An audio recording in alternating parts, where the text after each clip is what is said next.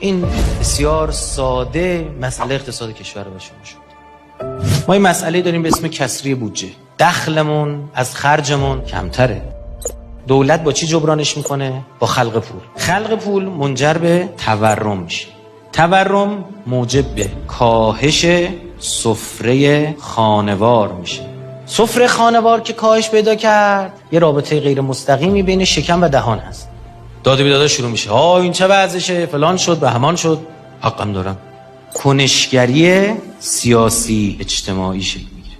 کنشگری سیاسی اجتماعی که شروع شد منجر به واکنش دولت ها میشه. وقتی میگم دولت ها یعنی حاکمیت. واکنش دولت ها از چه طریقی است؟ سیاست های انبساطی. یعنی دولت خرجش رو زیاد کنه. یعنی بگه راست میگه حقوقا رو زیاد کنید، و یعنی خرجه بگی چی؟ بیشتر. دخلی اضافه شده بود؟ خیر. این از طریق چیه؟ کسری بودجه. این دور باطلی است که سالهاست گریبانگیر ایران است. این بخش اقتصادی است، این بخش اجتماعی. ببینید پول کم داشت دولت، خلق پول کرد، خلق پول تورم به وجود آورد، تورم قدرت خرید خانوار آورد پایین، ناراحت شدن، شروع کردن فحش دادن، فحش بعدی هم بعضا میدادن، مجبور واکنش شدیم. واکنش از چه طریقیه؟ گفتیم که بیشتر خرج کنید، پول بیشتر بهشون بدید. از چه طریقی؟ کسری بودجه. این حلقه باید بشکنه. چطور باید بشکنه؟ از این قسمت به سفره خانوار کمک میکنه. به سفره خانوار چجوری میتونه کمک کنه؟ یک، منابع و میادین نفتی مشترک. ما همین الان کویت دعوا داریم، درسته؟ با عربستان دعوا داریم سر میدان آرش. میدان مشترک انرژی یعنی تو برنداری عراقیه، تو برنداری کویتیه، همه اینا رو یه شرکت نفت جدید کنی به اسم شرکت نفت پلاس، مثلا 60% سهامش رو بدید به مردم، به کد ملی، از فقیر تا غنی، حق هر ایرانی. پولدار حالا بدبخت چه گناهی کرده پولدار؟ نه چیزی بگیری انداز 40% دیگر چیکار کنم؟ حتما یه بخشی از اینو به سهامش به کشور خارجی بده که بیاد خودش تحریما رو دور بزنه، خودش زهره.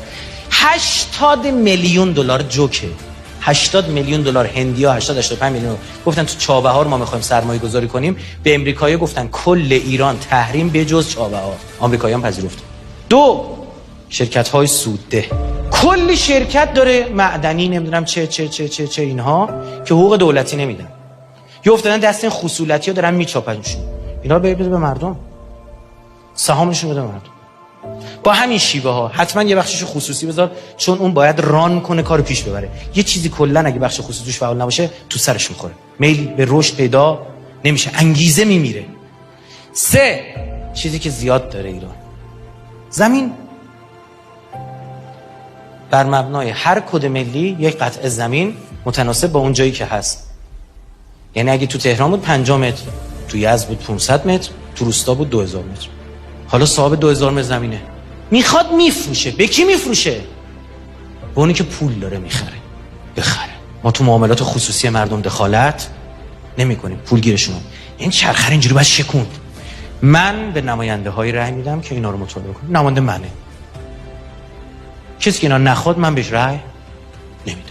رقابت یعنی این، یعنی بیان رقابت کنن سر این حرفا، نه سر آسفالته. برادر من تو تهش میخوای یه کوره دهاتی رو بیای آسفالت بکنی، یه راهی برای ما بکشی، بعد انقدر فاتحه اقتصاد رو بخونی که پراید بشه 300 میلیون. با خرم نمیتونی اینجا آسفالت رو بره. من رایفی پور یا نفر، من میخوام این دفعه رأیمو بگم. قبلا نمیگفتیم دیگه. ما این سایت رو انداختیم، اسمش هم گذاشتیم، بعد یه چیز مجوز میگرفتیم، میشیم صبح ایران. ثبت نام حامیان هواداران، هر کی میخواد کمک کنه اینجا پاشه بیاد. آقا من این میتونم کمک کنم، من شبکه اجتماعی دارم، من وانت دارم، من نمیدونم. دو، مجلس شورای اسلامی داوطلبه، کلی طرح داری، بیا اینجا بذار مردم ببیننت. از هر جای ایران که هستی. خبرگان تشریف دارید، شما هم تشریف بیارید. این به ذهن ما رسید. شاید به ذهن شما. مثلا توی سیستم قبول نکن. این کمکی به ذهن ما رسید.